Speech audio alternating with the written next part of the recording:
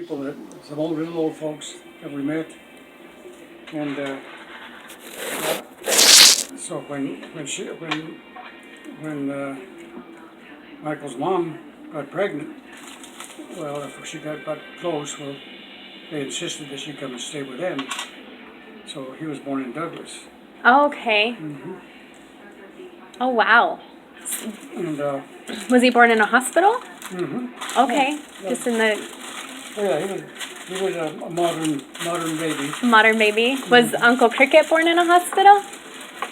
He was born in 54, I believe, in the hospital in Clayton, New Mexico. So he was born in New Mexico. Mm-hmm. Okay. And Aunt Judy, was she born in Casper? All of them born here, in Wyoming. Yeah, because after the service, there was no work or nothing at all. There was no work. There was nothing to be had anymore. We used to work in the fields in the fall and pulling broom corn. You know, they used to make brooms out of broom. Mm-hmm. Raise the broom and raise it just like corn. It goes out of the side of the stalk, and then you pull it off, and it's a big, long piece of a broom. You know, it's like a broom. Really? And they send them to the factory, and they make them into regular brooms, dry them out, and make them into regular brooms. But they quit planting it, so they went to plastic brooms. Right. Once in a while, you'll come across might find little whisk brooms and stuff made Yeah. out of the. Yeah, I The think real broom. actually, I think Jeannie has one, whether it's like an actual one or one that she just bought, but. So I come up to Wyoming, and worked at that ranch for 3 years. Like I say, Michael was 3 years old when we moved into town from the ranch. And, we didn't get hungry, but there's a lot of deer out there. Mm-hmm. Deer, and there was a lot of, so we had about 5,000 head of sheep that we had to keep track of. Check the fences, make sure that they wouldn't get out, because it was all alfalfa fields. Mm. And in the fall, they would cut all the alfalfa and bale it, and then they would turn the sheep into that to eat, because they're that high, And so in the winter we had all them sheep to take care of, but in the summer they took them up into the mountains. And so we were never out of meat. We either had a deer or a freezer full of a deer and mutton, and which is sheep. Mm-hmm. And kids would go out and hunt cottontails, rabbits, and Michael and Timothy used to take Michael and Julianne out at Powder River, because we built a gas plant back up in there. That's a transport from Shawnee. Oh, that was a paradise for arrowheads and stuff. And we didn't know, but there was a woman that owned that property, and she come through there every morning and every evening on a horse. Made sure that nobody was out in her fields and stuff. She wouldn't let anybody get out of the fence. Mm-hmm. And she would put the kids on the back of her horse and pull them around. Real old lady, nice old gal, but she didn't want you wandering off. Well, not till I moved out of Shawnee, the gas plant. I quit there, and we went. The guy that was a foreman there, he got a job building one in Powder River, up on outside of Powder River. Mm-hmm. To the left as you go through Powder River, and he hired me to go with him. So I moved my trailer. We went to Powder River. There's nothing there, and they cleared this. There was a big hill up there, and they just leveled it, and that's where they put the gas plant. All the cement slabs and stuff is all still there. Mm-hmm. But down there, and he, I don't know, after about 4 years or so, I suppose, he got fed up with that place or something, and something happened, and he left, so I wound up being the foreman in charge of the plant. And so we stayed there till think it was 1969. And I got crosshairs with the bosses because they wouldn't give me a raise or nothing. You know, they wanted me to take be in charge of that plant with the same old wages that I drew when I was an operator. And I told them it's not going to happen. You know, you guys either pay me a decent wage, then I expect a small raise of some kind every year. Well, tight ass son of a guns anyway, so they just wouldn't do it. They figured, being a minority, that I couldn't get a job anywhere else, so they had me where they wanted me. I'd have to work I was working by the month, but then 18, 20 hours a day, you know. Wow. And so finally, I think it was about,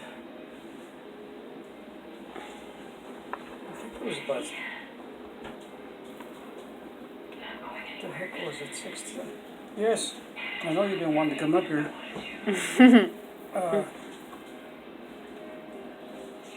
I think it was either 69, around 1969. I guess when I got fed up with it. And I told them, well, I think what they did was they got rid of everyone but me. And they moved all the controls into my bedroom. So if anything went off, I think So you were like a 24 hours a day, Yeah, exactly. one-man army. Yeah, exactly. Oh, wow. And, you know, and I took it for a while, and I told them, you know, you better get somebody down here. Well, they just knew that, hell. And so anyway, I had a couple of guys that quit, and they went to work in town, come here in town and work. And finally one day I told them, you know, I've had enough. You either send me somebody up here that knows about gas plants, or by the end of the month, February, short month, and by the end of this month, I'll be packing my stuff and leaving, and you better send somebody up. Nothing. They didn't believe it. So, the evening of the last day of the month of February, I left the company truck sitting up on at the gas plant, and I walked down to my residence down at the camp. We had and I called them and said, well, they had brought in way at the very beginning. They had brought in a house on, you know, lifted it up and hauled it in there for the foreman that was there. But he didn't last long at all. He didn't want no part of that kind of living, you know, so he took off. And then we actually had 7 guys working there at the beginning. And they had, you know, their trailer houses and stuff, and brought them out. And they kept quitting, little at a time, quitting. And finally, towards the end, it was about, we built it in 64, 62. And by 1970, it was just me, you know. Wow. And so, you know, it was pretty good gas plant, man. It put out a lot of clean gas and stuff. And then we also made gasoline there. Oh. And yeah, and clear gasoline. But it was powerful. It's like back in the old days, used to have ethyl. Remember, ethyl gasoline. Now they just graded by 1 or 2 or what they graded now. I can't forget what they have on it now. The one that I get for my car is like 85 or something. Yeah, now they have a number on it, right? 78 to something, whatever. Right. So anyway, they changed that, but gasoline is gasoline no matter what. And so finally, I had enough, you know. And I thought, well, there's no life for my kids. And so they decided that see what I would do. I walked away. I walked home. I mean, about half a mile down from there to mine. So I got to the house. Matter of fact, I called them from the office phone. And I told them, you better get somebody up here. Because in about 45 minutes, I'm leaving this plant. And you better have somebody up here to run it. Well, they didn't have anybody. They had a guy there that I trained when we first started the plant. The foreman and I trained him. And he quit to go into town to be a clerk at the office. Oh. So they had him in reserve. They thought, sheesh, he had no damn, he was worthless to begin with. And after 7, 8 years, he couldn't remember nothing. So anyway, I know it. I just left it running. It was running great when I left. Running fine. And then, finally probably, it was just the sun was just starting to go down when I walked home. When I went home, I walked home. And nobody showed up that night. Next morning, I see it. They must have been calling up to the office. Nobody would answer. I saw a car go up, and they went up there too long. And the person had come by the house, and they said, "Well, it's Mike here." And the wife said, "Yeah, right over here." And those big old picture windows. And I could see the street, the highway or the road as they went through. I saw them when they pulled in. And the door opened, but it opened this way, so I was behind the door. And I said, "Mike here?" I said, "Yeah." I said, "Can we talk to him?" And I said, "Well, he's right behind you there." So I shut the door and looked up, and I said, "Oh, yeah." So the main superintendent and some other yokel. And he said, "You wouldn't consider coming back, would you?" And I said, "For what?" He said, "Well, we'll give you a $100 raise a month," and blah, blah, blah. Just $100? That's Said, "You're not even close." I said, "Well, what it would take?" I said, "I'm afraid that you're just too late." I said, "You pushed me far enough, and I know that I can't trust you anymore, so why should I stay?" You know, so, "That plant is yours, so why are you going to have to move then?" I said, "No, not for 30 days. You even made me pay rent on this house instead of giving it to me free for being here." I said, "That's how lousy you guys were."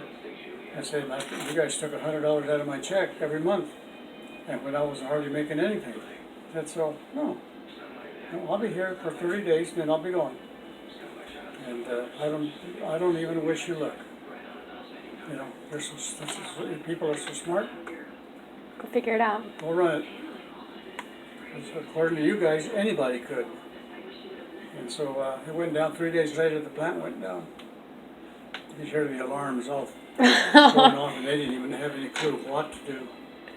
And a fellow by the name of Carney, big old 6-foot son of a gun, I trained him before, and he quit to come to Casper. They found him, and he went up, but he kept coming down to the house. "I need your help." He says, "Hey, I can't go up that plant. I no longer belong here." "Well, yeah, but you know what to do." I said, "Yeah, I probably do, but," I said, "I can't do it."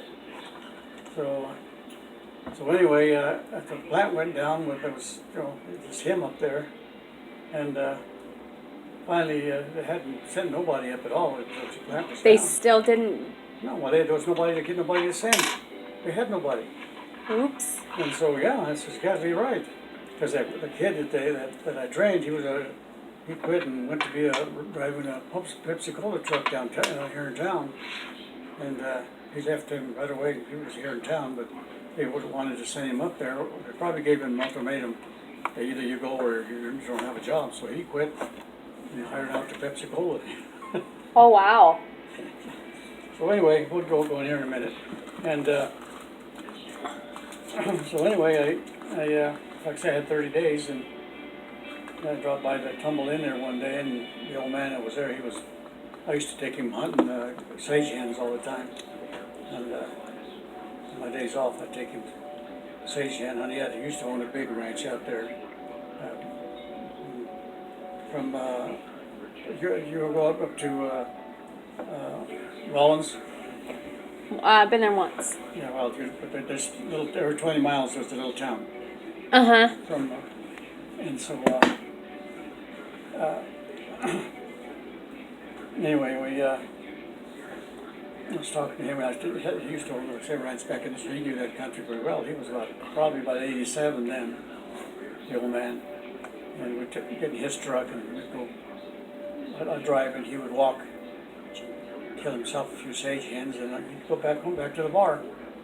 But anyway, he says, "I heard you don't work at the plant no more." And he said, "Well, no." I said, "I'm going to be moving out." He said, "Well, how would you like to buy the bar?" And I said, "I couldn't even begin to touch probably what you want for it." He said, "Well, wanted 85,000. He said, "Well, I'll let you have for 80." I said, "Well, but you might as well tell me you want 20,000, you know." And told me the only thing I have coming is what I had saved up with. Well, I can't even think of the outfit that owned that gas plant anymore. But he said once I get what money I had coming from them, I don't know how much it'll be, but it won't be more than $7,000. And he said, he said, don't worry, we'll make a deal. And so we did. We wound up making a deal. You know, I gave him about all his inventory, but she didn't have much because he didn't sell much. You know, so they bought the bar just because that's where all the ranchers brought their sheep and cattle into. There's a big stockyard there. Right. And there's a railroad that runs right by there. See, so they would bring all their stock down there. So buyers would buy it right there, and then load them right up on the carloads of them, you know, in the way they'd go with them on the railroad. And then that's where they all partied. And he used to party there when he was not a young man, but because he had other ranches besides that one, but that one, him and his wife was the first one that they got, I guess. And so he was he wanted to own that bar. That's what they all used to get drunk and all the cowboys and stuff. So he got to own it, but he didn't have it was too late for him and his wife because they were both too damn old. And so he said, "Well, I'll tell you what, you buy my inventory and I'll charge you $700 a month." He said, "Mike, I'll never get it paid off." "Oh," I said, "you can make this bar pay off. That you and your wife can make it pay off." So, I told him, "Well, all right." So that's where I wound up with the tumble in. And boy, we were doing good. Then he died. After about 6 years, he died, but we had it going strong. And we were making a lot of money there. And then she got to wanting to attend bar. And my gosh, she was probably in her late 80s. The wife. Yeah. And of course she knew that I owed, you know, I had to make payments to her. But what she would do is I'd take her a check for $700 the first of the month, and she'd deposit it, and then the check would come back, you know, returned in her mail at the end of the month. Well, she would see that check and she'd go take it back to the bank, and a couple of times there they paid her again for it, you know. Oh. I was in Glen Rock. I was banking in Glen Rock. So I finally got those checks and took them with me down to the bank, and I told them, "Hey, this is a crock of bullshit. Look here. You can see it on the back. You guys stamped it twice. You paid her twice." And boy, they caught the one clip over there and said, "Well, God," said, "I didn't pay attention. I was so sorry for her. She's so old." She said, "She's done more damn money than this bank has." And so they made it up, $1,400, you know, which, whew, had it. And so then she kept just hounding me. She didn't want the lights on after 8 o'clock. And I told Miss Ford, I own this place now. You know, it's not all mine, but I paid for this place. And I've got to keep it open till at least 10, 11 o'clock at night, to be able to get the people that are coming, or the ones that come and want to party all night. Right. That's what a bar is for. Right. Well, he said, "It make too much noise, and I want you to shut it down at 7 o'clock. I said, "No, I can't do it." Did she live there still, right across the street. Oh. As you go through Powder River, both sides of the street was full of homes. Okay. They built the highway right through the middle of town, which ruined Powder River. But Powder River used to be pretty well. Not as big as Glen Rock. Okay. And, I remember when I was a kid, it was still pretty. Yeah, it's pretty well sized. You know, there's nothing. There were still houses on both sides. Mm-hmm. And then finally everybody moved out, so they just cleared everything out. There's nothing there at all now. No. Even the filling station's closed, the motel, and if you look off to the back is a huge building that used to be the grocery store. Mm-hmm. Everything is shut down. Yeah, even like the post office and everything, it's just gone. They have the post office still. They still have the post office? Because the people around there drop their mail off there, but they don't have anybody working there. Okay, yeah, they just Whoever goes through picking up the mail stops in, they have a key to open up the box to get the mail. Yeah. But anyway, so we, one day when I went to town to the bank and came back and they had a big she had put a big padlock on the door. And so, you know, my key wouldn't work. I couldn't get in the morning. It was locked with this big old padlock. And I guess she called the sheriff, and the sheriff padlocked it for her. So I called the highway patrol. The highway patrol, pulled it up and they said, "What's going on?" Well, I said, "I come back to my bar. This is what I found." And she looked at that and I said, "You can't do this." And there was the sheriff had a sign up there. He pulled that, took that sign off of there, and he went back to his vehicle, and he had a whole bunch of keys on the chain. He went through them. He found, just opened that old padlock and just shut it and threw it inside. And he said, "This bar is yours until she buys you out." And I said, "Well, that'll work for me." And so he said, "Where does she live?" She lives over there. Like, he's over there, and he talked to her for quite a while. And like I told her, you'll have to buy the inventory, you'll have to buy everything. I don't want any of it. So you already told the highway patrolman that you would. That's the only way I'm going to leave here. And if you don't want me here, I don't want to be here. So I'll move out. You buy the inventory and everything else, and what you do with it is your damn business. And I said, "I won't buy it. I'll buy you out, but I don't want the liquor or nothing." He said, "Okay, then I'll just take it myself."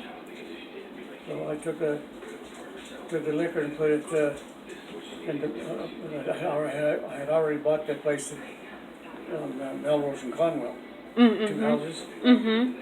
And so I left the house to Candy because